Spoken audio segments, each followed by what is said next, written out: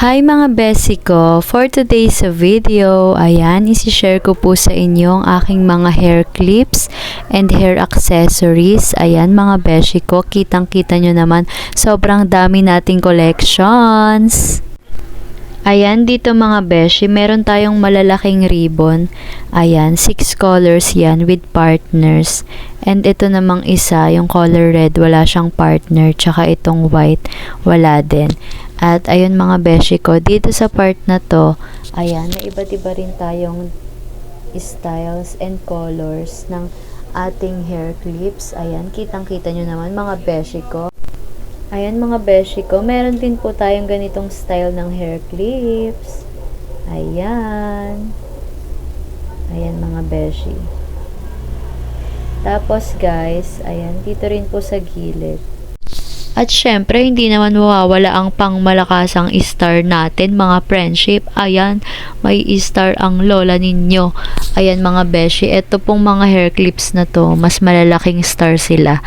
4 na colors yan. Tapos, dito naman maliliit na colors. At yung bawat colors nila, 8 pieces po yan. Kanina lang yan dumating guys eh.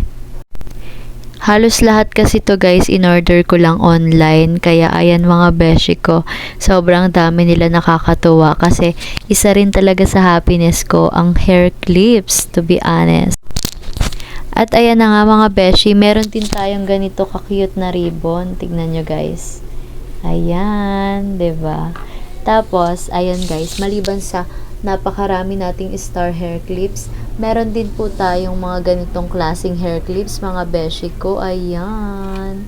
O, kitang-kita nyo naman, super is layable naman ang mga hair clips ng baklang itech. O, ginamit ko to guys ng prom. Ayan, ang dami. Ayan, tas dito naman guys, meron din po tayong mas maliliit na ganitong style na ribbon. Ayan. Yung ibang hair clips guys na in-order ko, dadating sila sa next week pa. Kaya itong mga luma kong clips ang ipapakita ko muna sa inyo. And then i-video ko na lang din yung mga bago para makita nyo din. Kasi guys, mamaya ilalagay natin silang lahat dito. Dalawa naman to guys, and I hope magkasya, pati yung mga headbands. And yun po. Ayan mga beshi, dito naman tayo sa flower hair clips. Ayan, flower siya, ribbon flower, kineme. Ganun ang atake ng style ng ribbon na yan. And may order din ako na ganito guys, hindi pa dumadating. Hintayin ko na lang and i-video ko. Tas ayan guys, meron tayo dyang color pink, color blue. Ayan, tapos purple, ayan, pink, light pink, dark pink. Nako, halata naman kung anong paboritong kulay ko, 'di ba? So ayan, tas ayan, may color yellow. Tapos ayan guys, maliban sa mga ganitong klase nating hair accessories, meron din po tayong mas maliliit pa diyan, Diyos mio marimar. Ayan, sobrang ko talaga, happiness ko talaga ang mag-collect ng mga hair clips kasi dito ako masaya sa maglagay ng mga iba't ibang kolorete sa buhok ko, bakla. Kaya ayan, may ganito tayo guys. Ayan, pinagsama-sama ko na dito yung mga flowers. Ayan, mga flower hair clips na mas maliliit. Ayan, may mas maliit pa dyan guys, which is itong mga to. Ayan, may iba't ibang kulay pa yan sa ilalim. Ayan, talagang colorful ang mga hair clips ng lola ninyo. So, ayan guys. Dito naman guys, meron tayo ditong, ayan, mga syala na butterfly. Kasi, maliban sa mahilig ako sa hair clips, na ribbons, mga ganon, sobrang hilig ko rin talaga sa butterfly. Ayan, halata nyo naman guys, diba? Sobrang daming butterfly dito. Ayan. Tapos, meron pa tayong mga ganito. Ayan, iba't ibang kulay din po yan sa ilalim, guys. Ayan, iba't iba rin po yan siya. Ganun. Natabunan lang yung iba, guys. Pero marami yan. Ayan, meron din tayong ganito. Lahat to, guys, sa online ko lang nabili, Kaya, kung gusto nyo rin po, try nyo din. Ayan, sa mga kagaya kong kikay dyan. Ayan, matutuwa din talaga kayo dito. And, ayan, ito namang isa, guys. Ang laman nito is puro ribbon na mas maliliit. Ayan, meron tayong color blue. Meron tayong ribbon na ganito. Yung pantali sa buhok. Ayan, dalawa. Tapos, ito naman sobrang daming color pink bakla. Sinasabi ko sa'yo. Ayan, hindi naman halatang paborito ko yung kulay pink, 'di ba? Keme. So, ayan na nga mga beshi ko. Sobrang dami nating hair clips na color pink. Sinasabi ko sa inyo, bakla. This is my happiness. Everyday bakla. At syempre, mga friendship. As kikay na kagaya ko, hindi naman pwedeng hair clips lang ang collection natin. Syempre, hindi rin mawawala ang mga pangmalakasang headbands. Ayan mga beshi ko.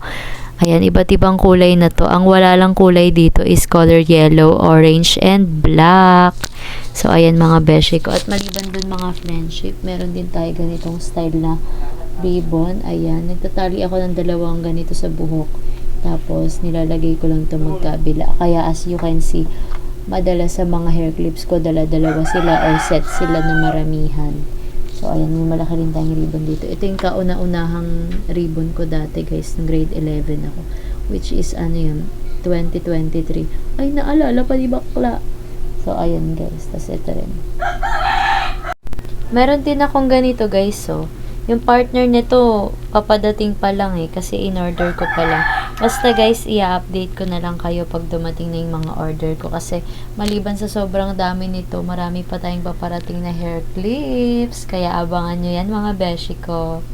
Share ko na rin to guys. Sa online ko lang din po to nabili. Ayan, dalawa sila. Yan. Tapos, as you can see guys, merong plastic cover. Kasi ginupit ko yan kanina para sana pag inayos ko tong mga hair clips natin hindi sila maalikabukan pag binalik ko sila dito. Kasi dati guys, wala silang plastic cover. Tas madalas silang naaalikabukan and at the same time nadudumihan. Kaya yon nung nakaraan, dapat ibablog ko na to. Pero naisip kong labahan muna silang lahat. Para lahat sila malinis na and ma-organize ko sila ng mas maayos tignan dito sa ating organizer for hair clips. Ayan. So, ayun na nga mga beshi ko. Magta-time check tayo. Time check. Anong oras na ba mga friendship? Tignan nyo kung anong oras na. 3:18 na guys. Bakla! Dapat kasi guys, kanina pa ako magwa-vlog. Kaso, kanina naglinis ako ng lababo sa kusina. Tapos ng mga gamit namin doon, tsaka sa CR. Naglinis din ako, kaya iba yung ginawa ko kanina maghapon. Pero syempre nagpapahinga pa rin ako. Like nanonood ako ng TV, naglalaro ako, yung mga ganun. Tapos yun. Kaya as you can see guys, yung boses ko ngayon, hindi na masyadong energetic kasi inaantok na rin ako. Naisip ko na ngayon ko na to gawin kahit pagod ako para at least bukas, after ko magpahinga mamaya pag natulog ako, bukas, e-edit ko na lang to tapos iba na yung gagawin ko, 'di ba? Or kaya magpapahinga ako buong araw, ganun. Kasi nung mga nakaraan nagawa ko na rin yung iba pang kailangan kong linisin and kailangan kong i-organize, ayusin, ganun. Alam nyo guys, masaya ako pag ganito ako, yung marami akong nagagawa. Kasi madalas tamad talaga akong kumilos, as in. May mga panahon na ayokong kumilos, ayokong gumalaw. May mga panahon din na sobrang burara ako sa gamit, bakla. Kaya ayun, nung nakaraan na sermonan ako ng mudra kills ko. Kaya ayan, inorganize ko to. Ayun, nakikita nyo ba? Basta yun, inorganize ko yan. Tsaka yung mga gamit sa taas. Kaya bakla, dun ko na-realize, talaga nga namang naaayos ang mental health ng lola ninyo pag naglilinis at nag-aayos ako ng gamit. Kaya yun. Pasensya na sa energy ko guys. Inaantok na kasi talaga ako. Tatapusin ko lang tong vlog para meron tayong content habang hindi pa ako gaano busy. Kasi eto guys, story time na din. Ayun guys, story time na din. Share ko na rin sa inyo, story time. Ayan, pangalawang year ko na po to sa grade 12. Kasi guys, dati, iba yung school ko nung nag-grade 11 ako. Kaya nung nag-grade 12 ako, nag-transfer ako sa ibang school. Kaya, dumami yung subjects ko to the point na naghalo yung subjects ng grade 11 and grade 12 sa schedule ko. Kaya ang sabi sa akin sabi sa akin ng teacher ko, and ang patakaran din kasi sa school na kung saan ako nag-aaral ngayon is magto 2 years ka kapag hindi ka siya ng 1 year yung bawat subjects mo.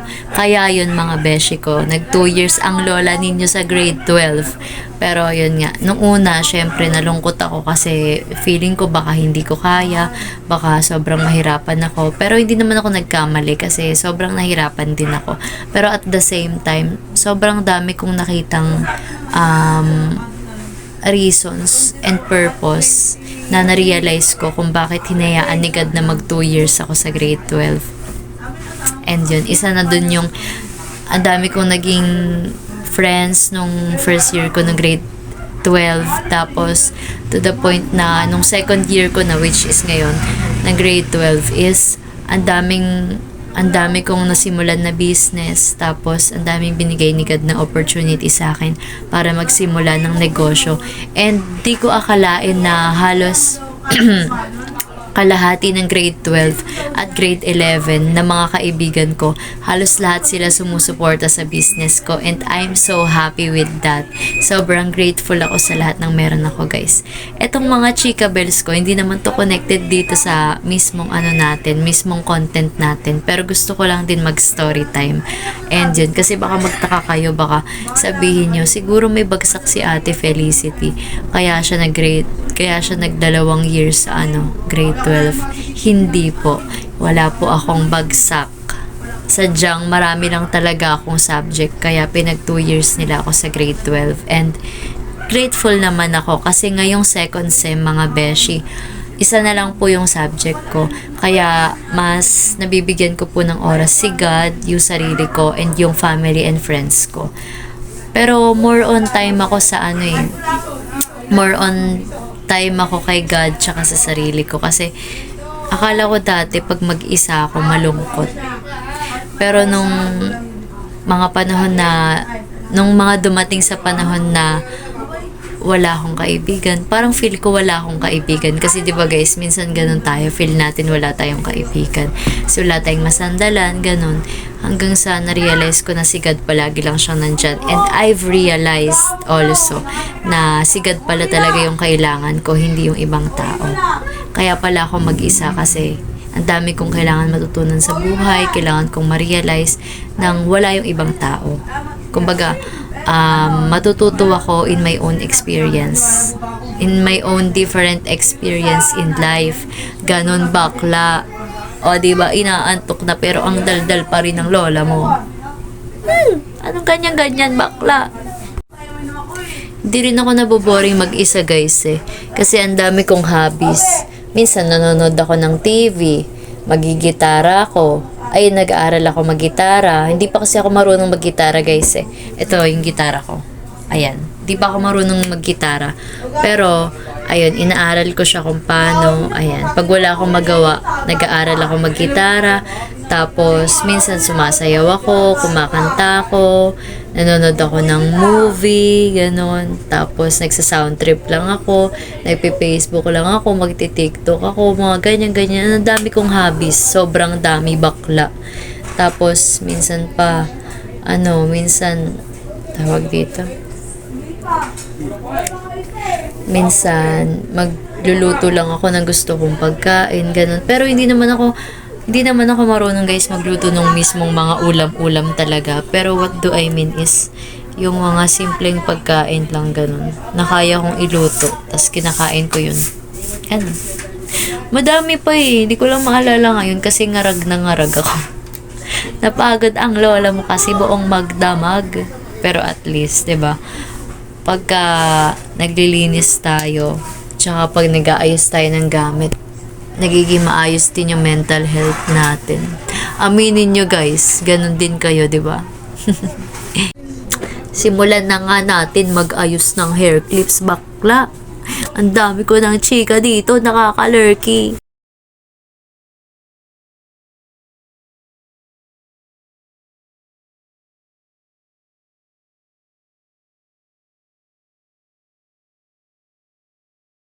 As you can see mga beshi ko, ayan, sinimulan ko na nga pong ayusin at time-lapse ko na lang yan mga beshi kasi sobrang haba niyan, sobrang tagal talaga. And yun, lalagyan na natin siya ng plastic cover para hindi siya alikabukan. Pero yun na nga mga beshi, hindi pa naman ito yung final na ayos ng mga hair clips ko. Since sabi ko kanina sa inyo na may mga paparating pa po tayong hair clips, kaya ayun, nilagay ko lang muna sila dyan pansamantala. Pero hindi pa po yan yung final na itsura ng collection po natin sa hair clips. And finally, mga beshi ko, dumating na nga po ang ating mga hair clips. Ayan, another hair clips collection na naman to mga bakla. So, ayan na nga ang hinihintay ng lola mo. Ilang araw ko rin hinintay guys bago dumating yan. Ayan, para ma-video ko siya tapos maayos ko na rin sila. Ayan, mga beshi ko, ito na po ang ating mga hair clips. Ayan, may panibago na naman tayong collection. Is layable talaga. Ayan mga beshi, meron tayo dyang maliliit na ribbons at saka malalaking ribbons. At ayan, iba't ibang kulay na rin siya. Umorder ako guys na bawat kulay tig 8 pieces sila. Pero yung iba dyan kasi 6 lang yung binili ko kasi noong unang umorder ako may 2 pa naman yung bawat color. Ayan mga beshi, as I said earlier, na yung mga hair clips natin is dun sa first video natin, hindi pa po final yung itsura nila or yung ayos nila. Kaya ayan, since dumating na po yung mga bago nating hair clips collection, ayan, sinimulan ko na po silang ayusin. Nilagay ko na nga rin yung iba pang ribbon mga beshi ko na mas maliit lang ng onte dito sa mga ribbons na nasa baba. Ayan, meron tayo dyang ribbon na color red, purple, blue, tapos white. Dati kasi guys, meron akong color pink kaso binigay ko sa pinsan ko. Kaya ayan, bumili ako ng isa pang bago which is yung color red. Pero yung color pink hindi ko na nabili kasi hindi na kaya ng budget ng lola mo. At dito nga po mga beshi, sinimulan ko na rin pong ilagay yung mga flower ribbons natin. Ayan, na may iba't ibang kulay. Sobrang dami ko talagang hair clips mga mare kasi para sa akin, yan talaga ang therapy ko as kikay. Kumbaga kikay therapy ganon. Tapos ayun na nga mga beshi, ayan, sumobra lang po yung ibang kulay dyan kasi mali po yung dumating sa akin sa order ko kasi hindi po talaga ganyan karami ang purple. Tsaka nga pala mga beshi, dati nagbebenta rin po ako ng mga iba't ibang hair clips or ribbons. Kaya ayun po, kapag papasok ako sa school, dinadala ko po dun tapos yun po, bumibili po dun yung iba't iba kong kaklase tsaka yung iba't iba ko pong kaibigan sa bawat grade level and section. Ayun, na-appreciate ko lang sila mga beshi ko kasi sobrang supportive ng mga kaibigan ko. Last year kasi mga beshi ko, hindi po talaga ako nagbebenta ng ribbons. Pero alam po ng mga kaibigan ko na sobrang kikay ako. And then one time, sabi po nila sa akin, Feli, gusto namin yung hair clips mo. Pwede bang magbenta ka ng ganyan para bumili kami sa'yo? Sabi nilang ganon. And then dun po ako nagkaroon ng idea para mag-try ng business sa hair clip. Tapos may mga times pa po na sila yung nag-aayos ng hair ko, ganyan. Tapos kino-compliment nila yung ayos ng hairstyle ko and yung mga clips na iba't ibang ginagamit ko sa bawat araw sa school, ganon. Kaya happy lang ako talaga guys kasi kumbaga na ilalabas ko na yung totoong ako and maliban sa na-appreciate ko yung sarili ko, na-appreciate din ako ng ibang tao sa pagiging ako. And yun, dahil sa pagmamotivate nila sa akin, tinanong ko si God kung pwede ko bang kunin yung opportunity na magbenta ng ribbons. And then, one time, bumili ako ng ribbons. Tapos, hindi ko talaga dapat ibebenta yon kasi wala talaga sa isip ko na magbenta ng ribbons. Pero yun nga, nagtry ako magbenta. And then yun, nagulat ako kasi within one day, ubos lahat ng hair clips. And yun, sobrang naging grateful ako nun kasi unexpected talaga yung pag-take ng risk. At finally, mga kumare ko, ayan, Tapos na nga po tayong mag-organize at mag-ayos ng ating hair clips. Ayan mga friendship, sa mga gusto rin pong mag-try ng ganito, ayan, pwedeng-pwede nyo pong mabili yan sa online o kaya mismo sa personal. Meron din po niyan sa Divisoria mga beshi ko. Ayan, sobrang daming pwedeng pagbilhan ng mga ganyan mga bes. Ayan, sa mga kagaya kong kikay dyan, makaka-relate talaga kayo sa happiness ko. Tas ayun mga beshi ko. Maliban doon, pwede nyo rin po siyang gawing business. Yun lang guys. Thank you for watching. Stay safe. God bless you all. Mwah. Good vibes lang.